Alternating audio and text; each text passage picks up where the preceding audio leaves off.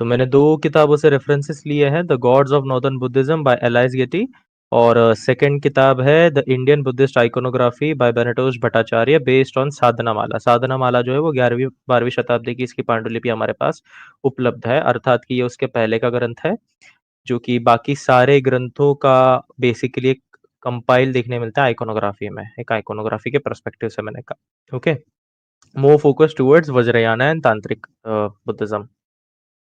ये तीन मूर्तियां हैं, आप ये ध्यान रखिएगा, वज्रधारा, आदि बुद्धा, ये दोनों शब्दों को आप काफी अच्छे से अपने जहन में बैठा लीजिए। बार बार आज मैं ये शब्दों का प्रयोग करने वाला हूँ, आदि बुद्ध ध्यानी आदि बुद्धा, ध्यानी बुद्धा और वज्रधारा, वज्र सत्व, इनके बारे में ये एक मूर्ति मैंने ली है, फोटो एडवांस। आज के समय में ये मॉडर्न बनाई हुई मूर्ति है वज्रधारा की। ये याबयूम फॉर्म है दरअसल में, और ये सिंगल फॉर्म है उनके। शुरू करते हैं एलाइस गेटी की book the gods of northern Buddhism से। तो ये जो इमेज बताई जाती है, कई लोग ये प्रचारित करते हैं कि ये जो इमेज है ये भगवान गौतम बुद्ध की है, तो मैं ये पहले क्लियर कर दूं कि ये भगवान गौतम बुद्ध की इमेज नहीं है। ये जो इमेज हमें देखने मिलती है ये आदि बुद्ध, या फिर जिन्हें वज्रधरा के नाम से काफी ज्यादा माना जाता है, ये वज्रधरा का याबयूम फॉर्म है, याबयूम रूप है। अब ये याबयूम रूप क्या रहता है, किस प्रकार से रहता है, आज हम वो भी देखेंगे। ठीक, चले। इन द गुण कारंड व्यूहा, ये जो गुण कारंड व्यू है ये एक सूत्र है, गुण कारंड व्यू सूत्र। When nothing else was Shambhu, Shambhu was मतलब कि जब कुछ भी नहीं था तब शंभु था। That is the self existence स्वयंभू। अब यहाँ पे शंभु स्वयंभू थोड़ा कंफ्यूजिंग होगा, लेकिन देखते हैं कि आखिर ये दोनों शब्द किसके लिए प्रयोग किए गए हैं। मेरी आवाज आप सभी को सही आ रही है, एक बार आप मुझे बता दें, फिर देखते हैं। प्लीज जल्दी बताएं कमेंट में।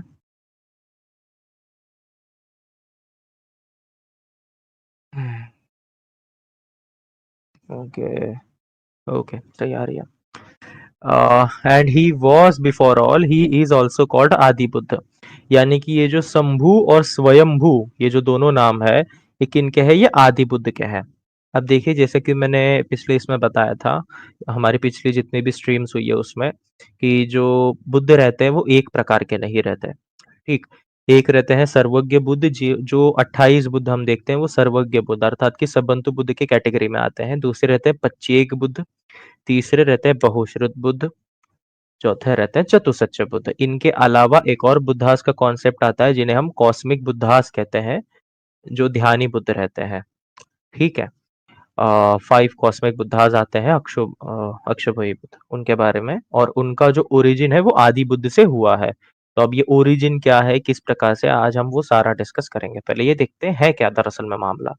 तो गुण कारंड व्यूह सूत्र में शंभु, जब कुछ नहीं था तो शंभु था, इट वाज सेल्फ एग्जिस्टेंस अर्थात कि स्वयंभू, and he was before all, he is also called आदि बुद्ध। ये आदि बुद्ध के लिए नाम प्रयोग हुआ है। The first system of Adi Buddha was set up in Nepal by a theistic school called Aishvarika. यानी जो पहला आदि बुद्ध का जो कंसेप्ट हमें देखने मिलता है ये नेपाल में आया था, एक थीस्टिक स्कूल, एक आस्तिक जो मत था उसके द्वारा ये बनाया गया था। उस आस्तिक मत का नाम क्या था, ऐश्वरिका मत, but was never generally adopted in Nepal or Tibet and had practically no followers in China and Japan। आदि बुद्ध के स्पेशल ऐसा कुछ फॉलोवर्स हमें तब नहीं देखने मिलते थे Nepal, Tibet, China and Japan में। ये भी क्लियर कर देता हूँ। The Nepali school supposed an Adi Buddha, infinite, omniscient, self-existing, without beginning and without end। अच्छा, आप लोग कहेंगे कि बुद्धिज्म में ये कंसेप्ट नहीं रहता है सेल्फ एग्जिस्टिंग ओमनेसेंट वाला, तो मैं पहले बता दूं, थेरवाद से इसको आप जोड़ के थोड़ा सा लाइक कंफ्यूज ना हो, यहाँ पे वज्रयान की बात हो रही है साफ साफ। ओके, तो ये प्योरली वज्रयान पर्सपेक्टिव से आज हम बात करने वाले हैं। आपको कंपैरेटिव एनालिसिस चाहिए, मैं वो भी आपको बता दूंगा। Okay, without end, the source and the originator of all things, who is virtue of 5 sorts of wisdom jana, and by the exercise of 5 meditations dhyana evolved 5 dhyani buddhas or celestial jinas called अनुपपादका और without parents. यानी कि जो आदि बुद्ध हैं वो किसके generator हैं? 5 Dhyani Buddhas के, जो 5 सॉर्ट ऑफ विजडम्स है, फिलॉसफी है, पूरी की पूरा फिलोसॉफिक पे बेस है। जैसे कि आपने टीआरबीएल 1 देखा रहेगा, तो मैंने उसमें आपको बताया था कि एंथ्रोपोमॉर्फिक रिप्रेजेंटेशन किया जाता है कई सारी चीजों का। जैसे कि जो अवलोकितेश्वर बोधिसत्व है, गौतम बुद्ध की फिलोसॉफी है करुणा, प्रज्ञाशील करुणा, उसमें से जो करुणा है वो करुणा का एंथ्रोपोमॉर्फिक अर्थात की ह्यूमन प्रेजेंटेशन है अवलोकितेश्वर बुद्ध। ठीक है, जो प्रज्ञा है, प्रज्ञा का ह्यूमन रिप्रेजेंटेशन, एंथ्रोपोमॉर्फिक रिप्रेजेंटेशन क्या हमें देखने मिलता है? प्रज्ञा पारमिता देवी हमें देखने मिलती है। विजडम के लिए हमारे पास मंजूश्री देवी है। आदि हमें आदि बोधिसत्वों की चर्चा महायान में, फिर उसी के बाद वज्रयान में भी देखने मिलती है। तो एंथ्रोपोमॉर्फिक रिप्रेजेंटेशन इसे कहते हैं। तो मेटाफर्स की तरह भी इन्हें यूज किया गया है। ओके, एक क्षण बस। When all was perfect voids, महाशून्यता। अब ये आदि बुद्ध को कौन सी फिलोसॉफी दी गई है वो भी अब हम जानेंगे। ये थोड़ा सा क्रिटिकल है, लेकिन ये एक हिस्टोरिकल आइकोनोग्राफिकल बुक है। लेकिन जब हम साधना माला पे जाएंगे इसी के बाद में, तो आपको थोड़ा और इजीली समझ में आएगा, तो आप चिंता ना करें। The majestic syllable Om became manifest from which at his own with the Adi Buddha was produced.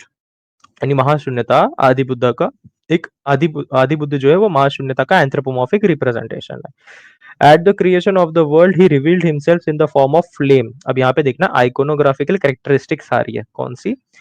Eight the creation of the world he revealed himself in the form of flame, अग्नि के रूप में। यानी जब creation किया, जब सारे संसार की रचना करी, ठीक है, तो वो किस फॉर्म में थे, उन्होंने खुद को किस फॉर्म में रिवील किया था? तो एक अग्नि की लपटे, जो आग की लपटे रहती है फ्लेम, उस फॉर्म में।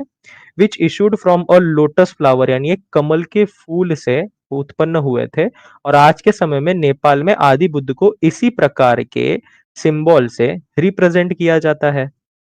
Okay, all things according to the hot sun were thought to be types of the Adi Buddha, and yet he had no type. In other words, he was believed to be in the form of all things, and yet to be formless, to be the one eternally existing essence from which all the beings are mere emanations. यानी कि हॉटसन, according to हॉटसन, जो भी ये thoughts है basically, ये type है आदि बुद्ध के डिफरेंट, येट उनके कोई टाइप भी नहीं माने जाते। क्यों नहीं माने जाते, इस पे भी हम थोड़ा चर्चा करेंगे। Okay, according to the system, Adi Buddha was supposed to dwell in the Agnishtha Bhuvana, the highest of the 13 Bhuvana or the celestial mansions. अच्छा, अब यहाँ पे बार बार celestial celestial क्यों आ रहा है? देखिए, जो वज्रयाना है उसमें जो फिलोसॉफी है वो सारी की सारी कॉस्मोलॉजिकल, कॉस्मोफिजिकल वर्ल्ड की है। It is not regarding anything at, वो कॉस्मोफिजिकल वर्ल्ड पे ज्यादा बिलीफ है वज्रयाना बुद्धिज्म के, वज्रयाना सेक्ट के। तो इसके लिए यहाँ पे हमें ये चीजें देखने मिलेगी। Quiescent and removed from all direct communication with the world which he had caused to be created by the Dhyani Bodhisattva through a medium of Dhyani Buddha. अच्छा, ये देख लीजिए। It is believe that neither the आदि बुद्ध, अब कई सारे लोग कहेंगे कि नहीं नहीं, ये तो जो है वो वास्तविक बुद्ध की बात आ रही है, वास्तविक गौतम बुद्ध की चर्चा आ रही है, या फिर आपके 28 बुद्धों में से या 25 बुद्ध में से एक है। देखिए मित्र, जो 4 बुद्ध की मैंने व्याख्या बताई है, ओके, वो ह्यूमन मनुष्य बुद्ध में आते हैं, और जो कॉस्मिक बुद्धाज है वो मनुष्य बुद्ध में नहीं आते, पहली बात तो। ठीक, तो अब इसमें क्या है वो देखना जरा। It is believe that neither the Adi Buddha nor the Dhyani Buddha ever descended to the earth. यानी जो आदि बुद्ध है और जो ध्यानी बुद्ध है, यानी आदि बुद्ध अर्थात की वज्रधारा, और जो ध्यानी बुद्ध अर्थात की जो 5 कॉस्मिक बुद्धाज हैं, वो कभी पृथ्वी पर उत्पन्न हुए ही नहीं है, but left the creation and direction of the world's affairs to the active author of creation, the Dhyani Bodhisattva, and that they has absorbed in perpetual contemplation prayers were not to be addressed to them. Okay, अब थोड़ा आगे देखते हैं। स्वयंभू और आदि बुद्ध, स्वयंभू और आदि बुद्ध was called ईश्वरा। अच्छा, कई सारे लोगों ने ये चीज प्रचारित करी की थी, बुद्ध का ही नाम ईश्वर है, बुद्ध का ही नाम ईश्वर है। तो हमारे लोगों ने ये मान लिया कि गौतम बुद्ध का नाम ईश्वर है करके। झूठा प्रचार है, फेक प्रचार है, जिन्हें एक्चुअल में ज्ञान नहीं है उनके द्वारा किया गया प्रचार है। तो ये ईश्वरा नाम किसका है, किस बुद्ध का है? तो ये जो है आदि बुद्ध का, जो जिन्हें स्वयंभू भी कहा गया है, ये उनका नाम है ईश्वरा। वॉज कॉल्ड ईश्वरा, किनके द्वारा दिया गया है? जो ऐश्वरी का, जो कि आस्तिक सेक्ट था, आस्तिक मत था नेपाल में का, उनके द्वारा। एंड स्वभावा bye स्वाभाविका, but he was also given such special names as Vairochana, Vajrapani, Vajradhara and Vajrasattva.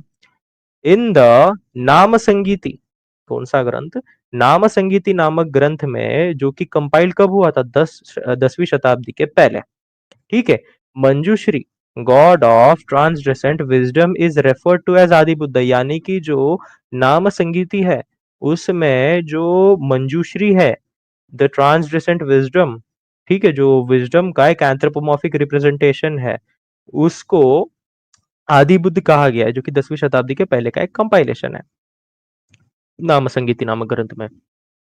The Adi Buddha is always represented as a crowned Buddha. The Adi Buddha, ध्यान रखना दोस्तों मेरी बात. The Adi Buddha is always represented as a crowned Buddha. This is to say that although he is a Buddha, he wears the five-leaved crown as well as other traditional ornaments of a Dhyani Bodhisattva and dressed in princely garments is consorted is Adi Dharma, Adi Prajna. अच्छा, कई सारे जो हम पाला साम्राज्य sculpture से पाला साम्राज्य के, वहां पे हमें एक चीज देखने मिलती है, क्या, कि बुद्ध का स्टैचू है, ध्यान मुद्रा में है या फिर भूमि स्पर्श मुद्रा में है, लेकिन क्राउन पहना हुआ है, कपड़े पहने हुए, ऑर्नामेंट्स पहने हुए. गौतम बुद्ध तो एसेटिक थे, एसेटिक्स प्रैक्टिस करते थे, अर्थात कि सन्यासी थे.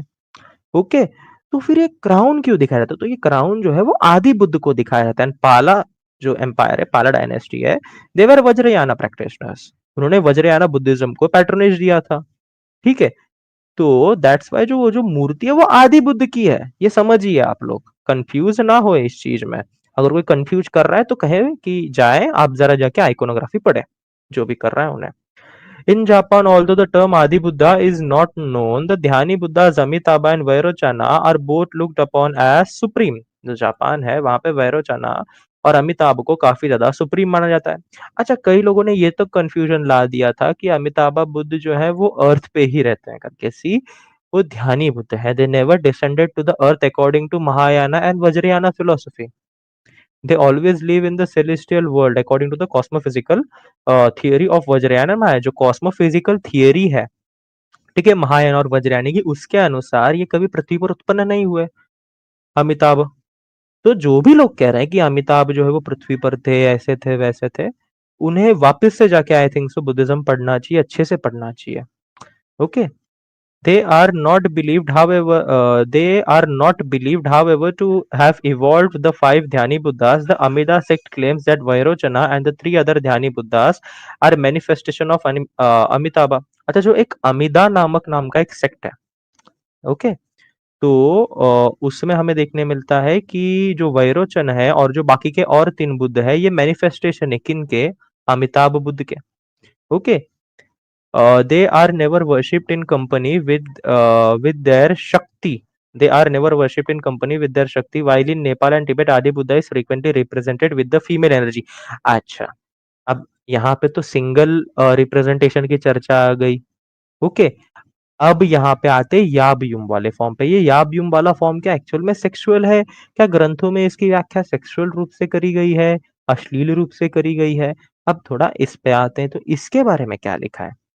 जो नेपाल और तिब्बत है उसमें जो आदि बुद्ध है, अर्थात कि वज्रधारा भी जिन्हें कहते हैं, यहाँ पे वज्रधारा मान के लिया गया है. तो फिर वो फ्रीक्वेंटली किस प्रकार से रिप्रेजेंट की जाती है, फीमेल रिप्रेजेंट करे जाते हैं, तो वो उनके फीमेल एनर्जी के साथ रिप्रेजेंट करी जाती है, ठीक है. In which case he is called as Yoga Nibara and the शक्ति जनेश्वरी. क्या, योग निबारा और शक्ति जनेश्वरी. थोड़ा सा मैं एक कमेंट ले लेता हूँ. फाइव अदर बुद्धास ही हो है वो. भाई, आपको अगर कॉस्मिक बुद्धास, मनुष्य बुद्ध, बहुश्रुत सर्वज्ञ चतुसच की ज्ञान नहीं हो तो आप आए ऊपर अपना सवाल प्रूफ, अपना जो है पॉइंट प्रूफ करें. स्वयंभू जैसे काल्पनिक, सी ये जो है ये वज्रयाना फिलॉसफी है. फर्स्ट ऑफ ऑल, उसको वो लोग भी रियलिटी मान के नहीं चल रहे. They take it as a philosophy. How they take it as a philosophy, philosophy के रूप में लोग किस तरीके से लेते हैं, आज हम वो भी देखेंगे. तो अभी से कोई स्टेटमेंट्स ना बनाए. चलिए आगे बढ़ते हैं.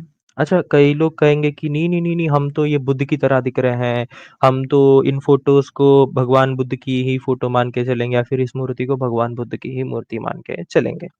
तो यहाँ पे थोड़ा और उनके लिए सिंप्लीफाई कर देता हूँ। इसी किताब में the gods of northern Buddhism by Alice Getty, Vajradhara अर्थात कि आदि बुद्ध का एक शॉर्ट में, काफी शॉर्ट में जो स्थापत्य कला, जिसे आइकोनोग्राफी कहा जाता है, उनके आइकोनोग्राफिकल फीचर्स दिए हुए हैं कि उनका कलर क्या है, ब्लू। उनकी शक्ति जो याब्यूम फॉर्म में उनके साथ में जो शक्ति है वो दिखाई जाती है, वो कौन है, वो है प्रज्ञापारमिता। ओके, अब याद रखना कलर क्या है ब्लू और शक्ति क्या है प्रज्ञापारमिता। ठीक है, ये देखिए यहाँ पे आपको देखने मिलेगा इस वाले थांग का, ये थांग का आर्ट और चक्र, ये भी थांग का आर्ट, दोनों में आपको यहाँ पे जो बुद्ध दिखाई देंगे आदि बुद्ध, इनका रंग क्या है, नीला रंग है। ओके, नीला रंग है, और ये जो है ये उन्हीं की शक्ति है, ये कोई अलग से नहीं है, उन्हीं का एक फॉर्म है, उन्हीं की एक शक्ति है, जैसे कि आप यहाँ पर देख सकते हैं, शक्ति यहाँ पे साफ साफ लिखा हुआ है। चले फिर अब आते हैं साधना माला ग्रंथ पे। ओके, बेनेटोस भट्टाचार्य का ये किताब है, Buddha the Indian Buddhist iconography based on Sadhana Mala. Okay, तो थोड़ा अब इसमें भी चर्चा कर लेते हैं, किस हिसाब से ये बात आती है और किस प्रकार से नहीं, वो भी जानेंगे। ये सब ये आप सबको दिख रहा है, आप मुझे एक बार बताइए जरा, मैं फिर भी बताता हूँ, अगर कुछ डिस्टॉर्शन आता है तो लेट मी नो। ओके, ये चैप्टर 1 में ही आएगा। The Pantheon of the northern Buddhist revolves around the theory of 5 Dhyani Buddhas, यानी जो नॉर्दर्न बुद्धिज्म है उसमें हमें एक देखने मिलता है कि जो थियरी ऑफ 5 ध्यानी बुद्धास है उसके अराउंड वो रिवॉल्व कर रहा है। The Buddhist believes that the world is composed of 5 cosmic elements और स्कंधास, यानी जो महायानी और जो वज्रयानी बुद्धिस्ट है वो क्या बिलीव करते हैं, जो पूरी संसार की रचना हुई है वो कैसे कंपोज हुई है, 5 एलिमेंट्स, 5 स्कंद से हुई है। अच्छा, अब वो 5 स्कंद कौन से वो भी देखते हैं। ओके, तो अब ये 5 स्कंद यहाँ पे साफ साफ हम देख सकते हैं, प्रतीत समुत्पाद में भी आते हैं। ठीक है, कौन से, रूप स्कंद, वेदना स्कंद, संज्ञा स्कंद, संस्कार संग और विज्ञान स्कंद। ये पांचों स्कंद, जैसे मैंने कहा था कि फिलोसॉफी का एंथ्रोपोमॉर्फिक रिप्रेजेंटेशन कराया जाता है। ओके, जैसे कि मैंने एक उदाहरण दिया था कि जो करुणा है उसका मनुष्य रूप में किस प्रकार से रिप्रेजेंटेशन किया गया कि अवलोकितेश्वर बोधिसत्व बनाए गए। प्रज्ञा का प्रज्ञा पारमिता देवी बनाई गई, जिनके नाम पे प्रज्ञा पारमिता सूत्र पहली शताब्दी ईसा पूर्व का गांधार से हमें प्राप्त होता है। दूसरी शताब्दी ईसवी सन में भी हमें ये देखने मिलता है। ओके, तो अब देखते हैं इसी प्रकार से जो रूप स्कंद है, जो वेदना स्कंद है, जो संज्ञा स्कंद है, जो संस्कार स्कंद है और जो विज्ञान है, इन 5 स्कंदों का रिप्रेजेंटेशन है ये 5 ध्यानी बुद्ध। इनको जो है ह्यूमन के फॉर्म में, जैसे कि भगवान बुद्ध को एक सिंबल्स में दर्शाया जाता था पहले, जैसे कि स्तूप हो गए, रॉयल छत्रा हो गया, ठीक है, बुद्ध पद हो गए, श्री मंगल कलश हो गया, हाथी हो गया, ये एन आइकॉनिक रिप्रेजेंटेशन है। ठीक है, अब उनको आइकॉनिक ह्यूमन फॉर्म में किया गया, लेकिन कोई ऐसी फिलोसॉफी या फिर कोई ऐसी चीज जिसको ह्यूमन फॉर्म दिया गया उसे कहते हैं anthropomorphic representation, anthropomorphic representation. Okay, तो ये आप ध्यान से समझिए, तो इन्हीं 5 जो फिलोसॉफिकल एस्पेक्ट्स है, रूप, वेदना, संज्ञा, संस्कार और विज्ञान, इन पांचों का ह्यूमन रिप्रेजेंटेशन है अपने 5 Dhyani Buddha. This elements are eternal cosmic forces and are without a beginning or an end. These cosmic forces are defined in Vajrayana as 5 Dhyani Buddhas. Okay, in the course of time, they were regarded as 5 primordial gods responsible for the diversified creation, and thus Vajrayana took a polytheistic form. True, polytheism can hardly apply to a system which considers Shunya as one indivisible and ultimate reality. अच्छा, अब हुआ क्या यहाँ पे थोड़ा हम जानते हैं दरअसल में। तो ये जो 5 कॉस्मिक फोर्सेस है, इन्हें एटर्नल माना गया, यानी जिनका ना कोई आदि है ना कोई अंत है वज्रयान में। ठीक है, इन कॉस्मिक फोर्सेस को क्या किया गया, 5 ध्यानी बुद्ध के रूप में वज्रयान में माना जाने लगा। अच्छा, जैसे-जैसे समय बीतता गया तो ये डाइवर्सिफाइड क्रिएशन हो गया और वज्रयाना ने एक पॉलीथिस्टिक फॉर्म ले लिया, यानी मल्टीपल देवी-देवताओं को मानने वाला धर्म। लेकिन ये कभी हो नहीं सकता। अगर ये होता है तो गलत है। क्यों गलत है? क्योंकि एक ऐसा सिस्टम, एक पहले से ऐसा सोशल सिस्टम बना हुआ है, religious system not social system, कि जहाँ पे शून्य को कंसिडर किया जाता है, शून्यवाद को कंसिडर किया जाता है। ठीक है? तो वन डिविजिबल अल्टीमेट रियलिटी, ये चीज़ नहीं हो सकती वहाँ पे अगर शून्यवाद को मानते हैं तो। तो फिर आगे किया क्या जाता है? आदि बुद्ध का कंसेप्शन आया क्यों? थोड़ा ये भी देखते हैं हम।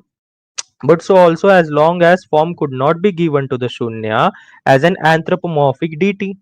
अब चैलेंज ऐसा था कि जो शून्य है, जो शून्य सबसे ऊपर माना जाता है हर बुद्धिस्ट फिलोसफी में, and as well as specially in Vajrayana and Mahayana, तो शून्य को किस प्रकार से फॉर्म दे? शून्य का तो कोई रूप ही नहीं है, कोई आकार ही नहीं है उनके प्रकार से, तो वो कैसे क्या फॉर्म दिया जा सकता है? This system of five Dhyani Buddha certainly had the flavor of polytheism, क्योंकि शून्य को कोई आकार ही नहीं दिया जा सकता, तो जो पांच ध्यानी बुद्ध है उन्होंने धीरे धीरे एक दैवीय रूप पकड़ लिया, पॉलिथिज्म पकड़ लिया।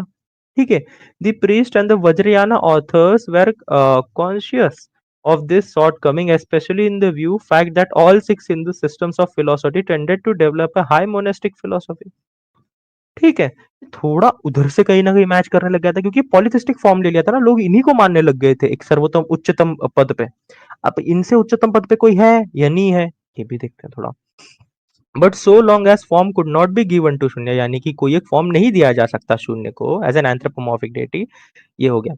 The priest and the Vajrayana authors were conscious of shortcoming, especially in the view of the fact that six Hindu systems of philosophy tended to develop a highly monistic philosophy, यानी जो छह वेदों के दर्शन है उनकी बात हो रही है। They tried at first to cure this defect, यानी जो वज्रयान है, वज्रयानी बौद्ध है, उन्होंने ये जो डिफेक्ट है पॉलीथिज्म का, इसको सॉल्व करने का एक प्रयत्न किया। कैसे किया? एक थियरी लाई उन्होंने कुल और कुल देवताओं की। अच्छा, ये कुल कुल देवताओं की थियरी क्या वज्रयान से आई है? नहीं, कुल कुल देवताओं की थियरी चल तो रही काफी पहले से, भगवान बुद्ध के पहले से, लेकिन वो किस प्रकार से? एक कल्ट ट्रेडिशन, जो कल्ट प्रैक्टिस होता था, कल्ट ट्रेडिशन, कल्ट गॉडेस, यक्ष यक्षिनी, नाग नागिनी, वृक्ष देवता वृक्ष देवी आदि, इनको कुल देवता कुल देवी माना जाता था। ठीक है, लेकिन यहाँ पे क्या किया गया, इन लोगों ने जो पांच ध्यानी बुद्धाज है इनको कुल और कुल देवता के रूप में दिखाना चालू किया। अब ये कैसे दिखाने लगे, आप वो देखते हैं। Of gods and men are thus divided everything into five groups. For each group, a particular Dhyani Buddha becomes the कुलेशा, और अरे ये क्या हो रहा है, एक मिनट। हाँ, कुलेशा or the primordial lord, all other groups taking their origin from him. Another grand competition of Vajrayana Buddhism is the theory of the highest god वज्रधारा। वज्रधारा पे जाने के पहले मैं थोड़ा सा ये क्लियर कर देता हूँ क्या है। अब वज्रयान ने क्या किया?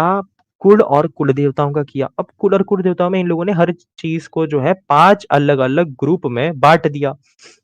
अब पांच अलग अलग ग्रुप में बांटने के बाद क्या किया? हर एक ग्रुप को जो है उनके कुल देवता के रूप में एक एक ध्यानी बुद्धा दे दिया। किसी को अक्षोभई दे दिया, किसी को अमिताभ दे दिया, किसी को रत्न संभाव दे दिया, किसी को वैरोचन दे दिया।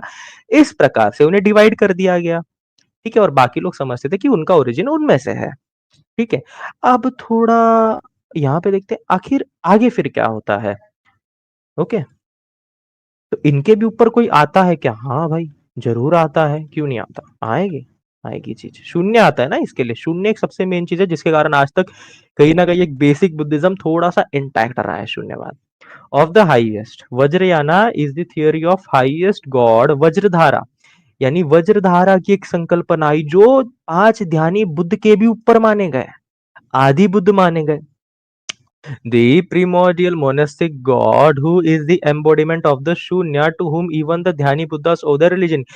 यानी कि इनके ऊपर एक देवता है वज्रधारा, जिनको कि एक ह्यूमन फॉर्म माना गया मोनोथिस्टिक गॉड के रूप में, शून्य का एंथ्रोपोमॉर्फिक रिप्रेजेंटेशन माना गया वज्रधारा को कुछ समय बाद। ये हुआ। The theory originated in the Nalanda monastery. अब ये ऐसा तो है नहीं कि ये नेपाल में चीज हो रही है, या ये थाईलैंड में हो रही है, तिब्बत में हो रही है और भारत वालों को पता ही नहीं है। ना ना ना ना ना, ये भारत में ही हुआ है, नालंदा में ये चीज हुई है। अब ये कौन कह रहा है? ये मैं नहीं कह रहा हूं भाई, मेरे पे नाम नहीं डालना। मैं कह तो रहा हूँ लेकिन किताब के आधार पे, और मैं ये मानता हूँ कि ऐसा हुआ है। The theory originated in the Nalanda monastery in about 10th century.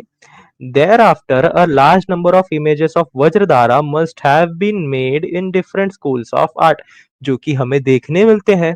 जो पाला स्टाइल ऑफ आर्ट है, जो पाला कालीन, पाला साम्राज्य कालीन जो हमें मूर्तियां देखने मिलती है, उनमें वज्रधारा हमें देखने मिल जाते हैं, जिसकी एक मूर्ति हम लोगों ने आपको पिछले स्ट्रीम में भी दिखाई थी।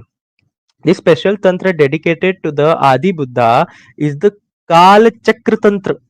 यानी आदि बुद्ध के लिए एक सेपरेट पूरा का पूरा एक फिलोसॉफी डेडिकेट कर दी, एक स्पेशल तंत्र ही डेडिकेट कर दिया गया, जिसका नाम है काल चक्र तंत्र, which appears to be the original tantra in which the doctrine of the Adi Buddha was the first time inculcated।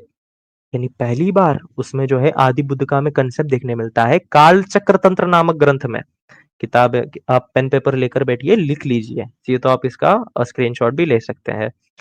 The काल चक्र तंत्र दस is a product of 10th century सीव, 10वीं शताब्दी का इसे माना गया है काल चक्र तंत्र को। Vajradhara was particularly popular in Nepal and Tibet with numerous images. यानी वज्रधारा जो पॉपुलर हो गया, आप कहाँ पे पॉपुलर हुआ? नेपाल और तिब्बत में। लेकिन क्या भारत में नहीं था? भारत में थे। क्यों नहीं थे? उस समय पे नेपाल भी तो भारत का भाग था, है कि नहीं? अब चलिए थोड़ा आगे बढ़ते हैं, अब और थोड़ी जानकारी लेते हैं और जानते हैं क्या बात है। ये देख लीजिए। Of this primordial god are to be met with Alexander Cosma de Coros places the introduction of this conception of Adi Buddha in Central Asia in the later half of 10th century। यानी एक scholar है Alexander Cosma de कोरोस, इन्होंने जो ये आदि बुद्ध का जो concept है, इसको किस काल का माना है और कहाँ पे? सेंट्रल एशिया, जो मध्य एशियाई भाग है, वहां पे मध्य 10वीं शताब्दी के समय में इसे माना है अलेक्जेंडर कोस्मा दे कोरोस ने। It is originated at Nalanda. यानी ये ओरिजिन कहाँ पे हुआ? ये हुआ नालंदा में, अकॉर्डिंग टू हिम, उनके अनुसार ये नालंदा में हुआ शुरुआती 10वीं शताब्दी के शुरुआती समय में। And no mention of the Adi Buddha cult. आदि बुद्धा कल्ट, आदि बुद्ध की बात नहीं हो रही है, आदि बुद्धा कल्ट की बात हो रही है by any writer prior to this time. Homage is paid to Adi Buddha in the shape of a flame. यानी किस प्रकार से? अब एक चीज आती है यहाँ पे कि बार बार जो है जो वैदिक धर्मीय ये बोलते हैं कि देखो अगर यज्ञ आ गया, हवन आ गया, आग आ गया, तो वहां पे वैदिक धर्म स्थापित हो जाता है। ये बात साफ साफ गलत है, क्योंकि जो अग्नि पूजा है वो तो बौद्धों में भी है। बौद्धों में कहाँ पर है? जो सर्वास्तिवाद सेक्ट है बौद्धों का, सर्वास्तिवाद सेक्ट में हमें ये देखने मिलता है। दूसरी शताब्दी ईस्वी सन का एक इंस्क्रिप्शन है कैस्केट का, जहां पे हमें ये साफ साफ लिखा हुआ देखने मिलता है कि जो सर्वास्तिवादी भिक्खु थे वो अग्नि पूजक थे। इसके बाद जो आदि बुद्ध है, इनकी जब फिलोसॉफी आती है 10वीं शताब्दी के शुरुआती भाग में नालंदा में, तो आदि बुद्ध को किस रूप में माना जाने लगा? आदि बुद्ध को जो होमेज पे किया जाने लगा, उन्हें जो सम्मान दिया जाने लगा, उन्हें जाना जाने लगा, वो कब किस रूप में जाने समझने लगे, पहचानने लगे लोग? तो वो फ्लेम ऑफ फायर, यानी अग्नि की ज्वाला की लपटों के रूप में जाने लगे। उन्हीं को फिर उसी रूप में पूजते थे। तो ये बात आप समझिए, अग्नि, ज्वाला, हवन, यज्ञ, यज्ञादि चीजों पे वैदिक धर्म की कोई भी अथॉरिटी नहीं है, क्योंकि ये पर्शियंस में भी होता था। ईरान ईरान के जो कल्ट ट्रेडिशंस थे वहां पे भी ये चीज प्रैक्टिस होती थी। ओके, आगे बढ़ते हैं। It is said in the स्वयंभू पुराण। अब ये स्वयंभू पुराण क्या है, थोड़ा अब सबका दिमाग हिल रहेगा। ओके, देखिए स्वयंभू पुराण जो है वो बुद्धिज्म का ही एक ग्रंथ है, नेपाल ओरिजिन का है, जिसमें नेपाल के बारे में सब कथाएं आती है, आप पढ़ सकते हैं इसे। स्वयंभू पुराण जो है वो बुद्धिस्ट ग्रंथ है, कोई ब्राह्मणों का ग्रंथ नहीं है स्वयंभू पुराण। इसकी पांडुलिपि भी उपलब्ध है आज के समय में, ऐसा नहीं कि इसकी पांडुलिपि उपलब्ध नहीं है करके।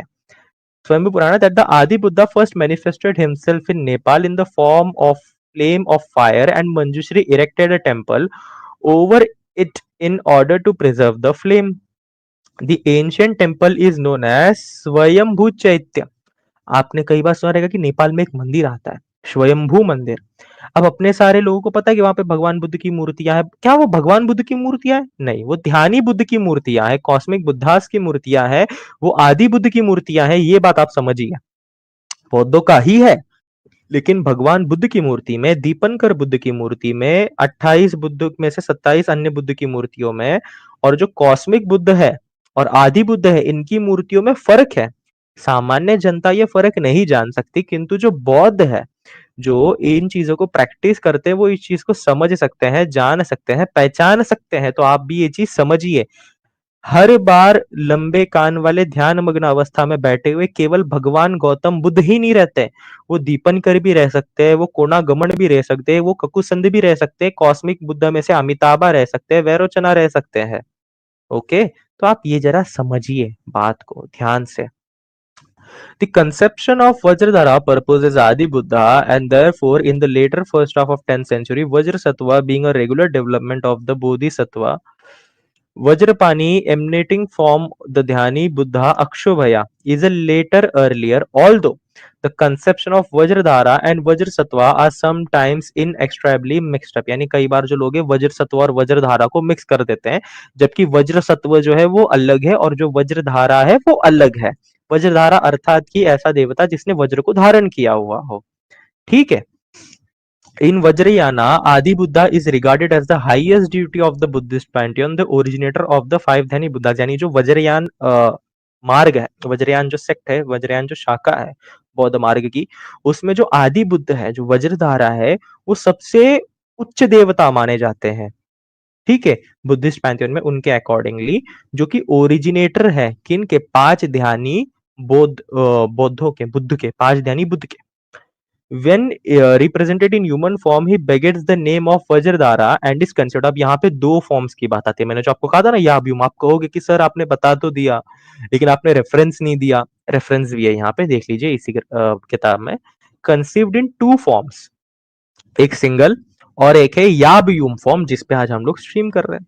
अब ये याभ्यूम क्या है, क्यों है, चलिए थोड़ा इसके बारे में भी जानते हैं, क्योंकि इसमें जिस प्रकार से ग्रंथ पे लिखा हुआ है उसी प्रकार से जो ऑथर है उन्होंने ये बात लिखी हुई है। When single, he is bedecked in jewels, gaudy ornaments, and dress, sits on the Vajra Paryanka or the attitude of meditation with the 2 feet locked with soles of the feet turned upwards। यानी कि जब वो single रहते हैं, अकेले उनको दर्शाया जाता है, तो किस रूप में? वो गहनों के साथ, ठीक है, गहनों के साथ दर्शाए जाते हैं, ऑर्नामेंट्स के साथ, कपड़ों के साथ, और जब वो किस पोजीशन में बैठे हुए, ध्यान मग्न पोजीशन में बैठे हुए उन्हें दिखाया जाता है हमेशा में, जो उनके दोनों फीट रहते हैं वो लॉक्ड, यानी जो हम मांडी डाल के बैठते हैं उस हिसाब से। ओके, चले थोड़ा आगे भी इसमें नजर डाल लेते हैं एक बार, और क्या बात आई है। He carries the vajra in the right hand and the घंटा बेल इन द लेफ्ट। यानी वो उनका जो राइट हैंड है उसमें वो क्या कैरी करते हैं, वज्र, और जो बेल वो कैरी करते हैं वो लेफ्ट हैंड में कैरी करते हैं। The two hands being crossed against the chest in what is known as the वज्र हुंकार मुद्र। इस मुद्र को क्या कहा जाता है, वज्र हुंकार मुद्र इसको कहा जाता है। द वज्रा अर्थात कि thunder bolt, here is the symbol. अच्छा, आप कहेंगे कि ये वज्र क्या है भाई, इसका भी कुछ फिलोसॉफी है क्या? विक्षिप्त मनस्थिति बोलेगा जरूर, बचेगा नहीं ना उसको, धंधा बंद हो रहा है ना, क्योंकि वज्रयान पे पहला कोई ऐसा चैनल है जो वज्रयान पे डिस्कस कर रहा है, वो भी उन्हीं के ग्रंथ खोल के दिखाकर। अब ये पहली और आखिरी बार नहीं है, और भी आएंगे स्ट्रीम्स, कंटिन्यू आएंगे, लेकिन कैसे आएंगे, कब आएंगे, और स्ट्रीम्स करने में क्या थोड़ा लेट क्यों होगा, किस हिसाब से, वो मैं आप सबको बताऊंगा। मैंने बोला कि जो चीजें डिस्कस होंगी उस हिसाब से। ठीक, ये जो मुद्रा कही जाती है ये है वज्र हुंकार मुद्रा, फिगर 12। अब मैं बताऊंगा कौन से फिगर की बात हो रही है। द वज्र अर्थात कि thunder bolt here is the symbol of ultimate reality called शून्य। यानी वज्र को एक और रूप में दिखाया जाता है, किस रूप में, सॉरी, शून्य को एक और रूप में दिखाया जाता है वज्र के रूप में। यहां पे उन्होंने साफ साफ लिखा हुआ है। While the bell represents the प्रज्ञानी, जो घंटा है लेफ्ट हैंड में, वो किसका रिप्रेजेंटेशन है, प्रज्ञा का। Or wisdom, the sounds of which travels far and wide. Sometimes the symbol are shown on a lotus on either side, the vajra being on the right and the घंटा on the left। अब आते हैं याभ्यूम वाले पे, जो yellow में highlight किया हुआ है, इस पे जरा आप लोग ध्यान दीजिएगा। Okay, in याभ्यूम his form remains the same as when single, that here he is locked in close embrace by his शक्ति। क्या लिखा हुआ है साफ साफ, बाय हिज शक्ति, और the female counterpart whose name according to Getty is Prajnaparamita, Prajnaparamita. अच्छा, प्रज्ञा पारमित्र क्या है वो भी जानेंगे। दिस शक्ति is somewhat smaller in size, is richly dressed and bedecked in ornaments, carrying the cutlery, knife and the kapala skull up in the right and the left hand respectively। यानी ये जो याबयुम का जो फॉर्म है, याबयुम का जो रूप है उनका, ठीक है, वो क्या है दरअसल में, तो वो जो याबयुम में जो है वो शक्ति दिखाई जाती है उनकी, एक फीमेल काउंटर पार्ट, एक फीमेल रूप दिखाया जाता है उनका। ओके, तो अकॉर्डिंग टू गेटी, जो एलाइस गेटी की हमने इसके लिए पहले बुक पढ़ी, तो एलाइस गेटी की बुक में उन्होंने उसे क्या नाम दिया, प्रज्ञा पारमित्रा उन्होंने नाम दिया उसके, उन्होंने इसमें। और ये जो है साइज में कैसे रहती है, वो थोड़ी सी स्मॉल रहती है और रिचली काफी ज्यादा ड्रेस्ड रहती है, ऑर्नामेंट्स रहते हैं, और एक हाथ में वो अपने नाइफ अर्थात की जो कटियार है वो कैरी करते हैं, और दूसरे हाथ में कपाल अर्थात की जो खोपड़ी, जो स्कल रहता है उसे कैरी करते हैं। Okay, in the right and the left hand respectively. In this figures the Katri is the symbol of, ये कटरी क्या है, ये जो कटियार है, नाइफ है, ये क्यों कैरी किया गया है, ठीक है, कपाल क्यों कैरी किया गया, क्या ये हिंसा को दर्शाता है, नहीं भाई। Let's see, Katri is the symbol for the destruction of ignorance, जो अविद्या है, प्रतीत समुत्पाद के जो 12 भव चक्र है उसमें से जो सबसे ऊपर आता है अविद्या, उसको नष्ट करने का ये एक चिन्ह है, सॉरी, जो अविद्या को नष्ट करने का, अविद्या को डिस्ट्रॉय करने का ये एक चिन्ह है कटरी। और जो कपाल है, the kapala stands for the oneness absolute, यानी जो कपाल है वो किसके लिए स्टैंड किया जाता है, किसका सिंबॉलिक रिप्रेजेंटेशन है, वननेस ऑफ एब्सोल्यूट। सिंपल, ज्यादा आपको दिमाग को जोर देना ही नहीं है। ओके, अब ये डबल फॉर्म क्या है, ये याबयुम दर्शाया ही क्यों जाता है, ये तो सेक्सुअल, ये तो गलत है, ऐसा वैसा काफी सारे लोगों ने बात बोली। इवन हमारे कुछ बौद्धों ने तक ये बात बोल दी कि ये हमें वज्रयाना सेक्सुअल है, ऐसा वैसा ये वो।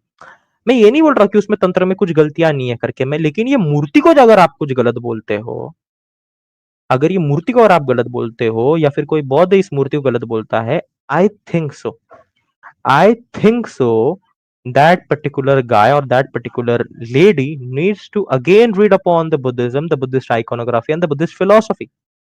ठीक, क्योंकि ये सेक्सुअल रिप्रेजेंटेशन है ही नहीं, वो ये है क्या, अब हम देखते हैं। while the double form yabum represents the distinction between duality and non-duality is unreal and the two mix themselves into one as salt mixes in water। यानी कि जो याबयुम है वो क्या रिप्रेजेंट करता है, जो ड्युअलिटी और नॉन ड्युअलिटी है वो रियल है ही नहीं, वो तो मिथ्या है। ये साफ साफ उन्होंने बताने के लिए इसका एंथ्रोपोमॉर्फिक रिप्रेजेंटेशन दिया हुआ है। और ये जो टू है एक दूसरे के साथ किस प्रकार से घुल मिल जाते हैं, जिस प्रकार से जो नमक है वो पानी के साथ मिल जाता है।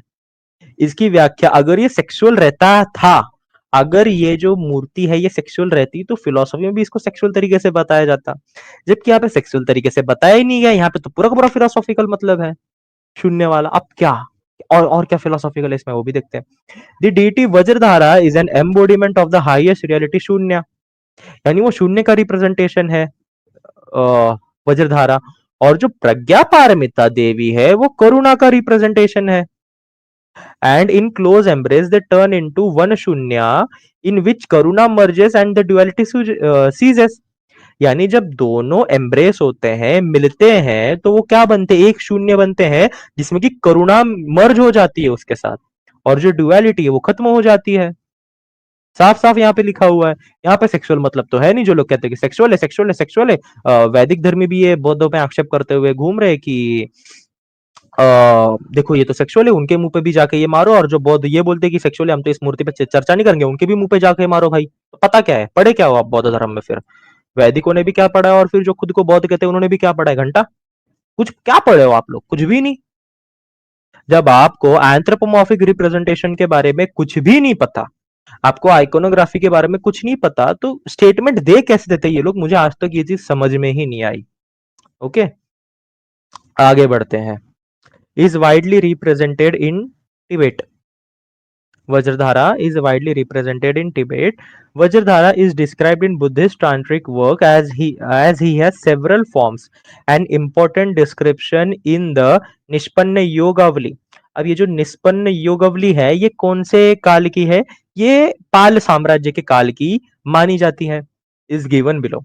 The particular form of Vajradhara is three faced and six arms. अभी ये जो आइकोनोग्राफी दी गई है वो डिस्क्रिप्शन यानी वज्रधारा किस प्रकार से दिखते थे वो यहाँ पे बताया गया है निष्पन्न योगावली में, जिस तरीके से बताया। वज्रधारा इनका कलर क्या बताया था, रेडिश या फिर व्हाइट। किसमें, निष्पन्न योगावली में। पहले साधना माला की बात करी, उसके पहले बाकी ग्रंथों की बात करी, अभी हम जो है निष्पन्न योगावली की बात कर रहे हैं। कलर रेडिश व्हाइट, फेसेस उनके तीन मुख बताए जाते हैं। पोज उनका कौन सा है, तांडव और डांस। आर्म्स कितने, 6 हाथ हैं उनके। Vajradhara is the principal deity in the Vajrasattva मंडल। अच्छा, ये वज्र सत्व देवता की बात नहीं हो रही है यहाँ पे ना, बोधिसत्व की, ये वज्र सत्व मंडल की बात हो रही है। वज्र जो मंडल है, कुल है वज्र कुल, उसकी बात की जा रही है। इन द निष्पन्न योगावली ही डिस्क्राइब दस, यहाँ पे उसका श्लोक दिया हुआ है। In the intermost chamber of the mandala there is Vajradhara. ठीक है, his colour is reddish white, he is three faced, the right face is blue and the left is red. अच्छा, ये रेड लेफ्ट व्हाइट लेफ्ट आपको कैसे समझ में आएगा, तो स्कल्पचर में आपको नहीं समझ आएगा। अगर आप थांग का आर्ट ऑफ बुद्धिस्ट देखेंगे तो वहां पे आपको ये चीज देखने मिल जाएगी। He is six-armed with the two principal hands carrying vajra and the घंटा. He embraces the प्रज्ञा। ठीक है, यहाँ पे साफ साफ जो है वो शून्य और करुणा की बात आती है। लोगों ने इसको बना दिया सेक्सुअल, जिसको ज्ञान ही नहीं है वो लोग तो यही करेंगे ना। The two other right hands show the excellent sword of Ankusha. In the two remaining left hands he carries Kapala and the nose. यानी एक हाथ में जो है हमें स्वॉर्ड देखने मिलती है और एक जो लेफ्ट हैंड से जो रिमेनिंग हैंड है उसमें हमें क्या देखने मिलता है, कपाल देखने मिलता है और कटियार देखने मिलती है। He stands in the Ardha Paryanka and dances the Tandava dance exhibiting the 9 dramatic sentiments. 9 रस है वो दर्शाया जाता है। ठीक है, Figure 16 represents a three-face six-arms Vajradhara image without a Shakti in the Baroda museum. ठीक है, बट द वज्रधारा, अब वज्रधारा पे क्या कंसेप्शन से अलग अलग बुद्धिस्ट सेक्ट्स की क्या मान्यताएं हैं, सेक्ट की शाखाओं की, उसके बारे में भी आज हम थोड़ा चर्चा करेंगे। थोड़ी सी उसके बारे में जानकारी मैं आज आपको यहाँ पे दूंगा ताकि कोई ब्लंडर क्रिएट ना हो आप लोगों के साथ। But Vajradhara was not universally accepted as the Adi Buddha. अब जैसे कि हमने पहले बताया, कई लोगों ने मंजूश्री को आदि बुद्ध बताया, कई लोगों ने वज्रपाणी को बताया, है कि नहीं। तो फिर ये कंसेप्शन यहाँ पे हमें देखने मिलता है, इसको जो ऑथर है उन्होंने एड्रेस किया हुआ है, बेनेटोस भट्टाचार्य जी ने। But the Vajradhara was not universally accepted as the Adi Buddha और the first creative principle. When the theory of Adi Buddha was fully established, the Buddhists seem to have ranged themselves into so many sects as it were, holding different views regarding specific forms which the Adi Buddha should take. यानी कौन से form को हम आदि बुद्धा माने, क्योंकि इतने different different sect है, उनकी अलग अलग मान्यताएं हैं, उसके अनुसार ये एक मुसीबत थी। अब कई लोगों ने कंसिडर किया जो 5 ध्यानी बुद्ध में से, some considered one of the 5 Dhyani Buddhas as the Adi Buddha, some acknowledge वज्र सत्व एज द आदि बुद्धा। यानी कई लोगों ने ये कंसिडर किया जो 5 ध्यानी बुद्ध है उनको ही आदि बुद्ध मान लिया, कई सारे सेक्ट ने, शाखाओं ने, बौद्ध शाखाओं ने। अब कई लोगों ने माना कि जो वज्र सत्व है वही आदि बुद्ध है, जबकि वज्र सत्व अलग है completely. Many others were content to regard the bodhisattva such as समंतभद्रा और वज्रपाणी as आदि बुद्धा। लेकिन जबकि हम देखते हैं कि वज्रपाणी जो है, हमें अगर वज्रयान की थियरी एज वेल एज जो थियरीज है, उनकी जो फिलोसफी है उसके हिसाब से देखें तो वज्रपाणी जो है वो अक्षोभयी बुद्ध जो है, नॉट अक्षोभयी बुद्ध, जो 5 ध्यानी बुद्ध है उनमें से एक का बेटा माना जाता है। ओके, अक्षोभय का बेटा माना जाता है वो, और ये 5 ध्यानी बुद्ध में से एक है अक्षोभयी। अब ये 5 ध्यानी बुद्ध का निर्माण कहां से हुआ, आदि बुद्ध से, तो वो कैसे क्या वज्रपाणी रह सकते, तो ये थोड़ा सा इंटरनल सेक्ट में कंफ्यूजन था, दैट्स इट, नथिंग एल्स। तो ये ऑथर ने बस लिखा है 10, we all get to know about what the things were going on, how the things were going and all. Thus, the cult of Adi Buddha was widely distributed amongst the different schools, which gave rise to as many different sects among the Tantric Buddhists. Vajradhara or the Adi Buddha is supposed to be the originator. क्या वापिस से उन्होंने एक चीज बोल दी, Vajradhara or the Adi Buddha is supposed to be the originator of the 5 Dhyani Buddhas, the progenitors of the 5 kulas or families of the Buddhist god and goddesses. Next to Vajradhara तो ध्यानीदास, यानी ये इधर ही खत्म होता है। तो आई होप सो आप सभी को ये समझ में आया होगा। ये देखिए, ये वज्रधारा है, नेपाल की एक पेंटिंग है, ये वहां पे इस तरीके से डिपिक्ट किए गए हैं। आप अगर थोड़ा ध्यान से देखेंगे तो यहाँ पे कमल पुष्प है, पद्म है, पद्मासन पे है वो, और यहाँ पे अग्नि की लपटें हमें देखने मिलती है। पीछे हमें हैलो देखने मिलता है, एक हमें क्राउन देखने मिलता है, ऑर्नामेंट्स उन्होंने पहने हुए हैं, फिर हाथ में वज्र धारण किया हुआ है, जैसे कि हमने देखा था राइट हैंड में वज्र, लेफ्ट हैंड में घंटा, और वो उनके चेस्ट के पास में क्रॉस है। ये होती है आइकोनोग्राफिकल फीचर्स। ओके, तो ये देख लीजिए। तो ये बुद्ध है। अब ये वज्रधारा की एक मूर्ति प्राप्त हुई थी, ये बड़ौदा म्यूजियम में अभी। यहाँ पे भी उसी प्रकार से ये मूर्ति है, दरअसल में देख लीजिए। ठीक, ये पत्थर की मूर्ति नहीं है, I think so it is a bronze relief और समथिंग लाइक दैट, मुझे कंफर्म करना पड़ेगा, बट स्टिल मैं कंफर्म करके डाल दूंगा कम्युनिटी पोस्ट पे। ओके, तो ये एक मूर्ति है, मेटल से बनी हुई है, पर्टिकुलरली मेटलर्जी मूर्ति है, ना कि स्टोन की। तो यहाँ पे भी हमें देखने मिलेगा क्रॉस एंड, अग्नि के लपटे, पद्मासन देखने मिलेगा। ओके, क्राउंड देखने मिलेंगे। फिर उसके बाद एक हाथ में वज्र, एक हाथ में घंटा। अब यहाँ पे हमें याबयुम वाला फॉर्म देखने मिलता है, नेपाल से प्राप्त। जिस प्रकार से बताया गया है ग्रंथों में, उसी प्रकार से बनाया हुआ है, इसमें सेक्सुअलिटी वाली चीज है ही नहीं दूर दूर तक। तो जो लोग भी इसको सेक्सुअल मानते हैं, मुझे लगता है शायद से उन्हें थोड़ा काइंड ऑफ पढ़ाई की जरूरत है, या फिर भी नहीं मानते, फिर भी नहीं एक्सेप्ट करते, तो भाई जाओ पागल खाने में खुद का जाके रजिस्ट्रेशन करवाओ, बेटर होगा।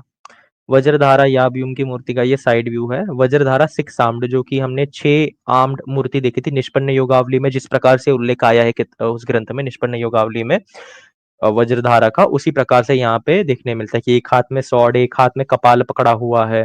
ओके, फिर कटियार हो गई एंड अदर थिंग्स। ओके, तो ये एक म्यूजियम है, बड़ौदा म्यूजियम। ये और एक मूर्ति है बड़ौदा म्यूजियम में वज्रधारा की। ओके, तो आप लोगों को समझ में आया? मुझे बता दे, कोई प्रश्न हो तो मैं लिंक डाल देता हूँ, आप सब जुड़ सकते हैं, बात कर सकते हैं। एंड तिनका मैम, अगर आप देख रहे हो तो प्लीज ज्वाइन, आपसे कुछ चर्चा करनी है मुझे, आपके साथ ही मैं अनाउंसमेंट वो कर देता हूँ, बता देता हूँ एक्चुअली इन शॉर्ट। तो ये थी आज की स्ट्रीम, ये रहा हमारा क्यूआर कोड। अगर आपको टीआरपी को फाइनेंशियली सपोर्ट करना है तो आप इस क्यूआर कोड से कर सकते हैं, ताकि हम आगामी स्ट्रीम्स में आने वाली रिसर्चेस में आपको काफ़ी अच्छा कंटेंट दे सके। ओके, थोड़ा आ जाए ऊपर फिर।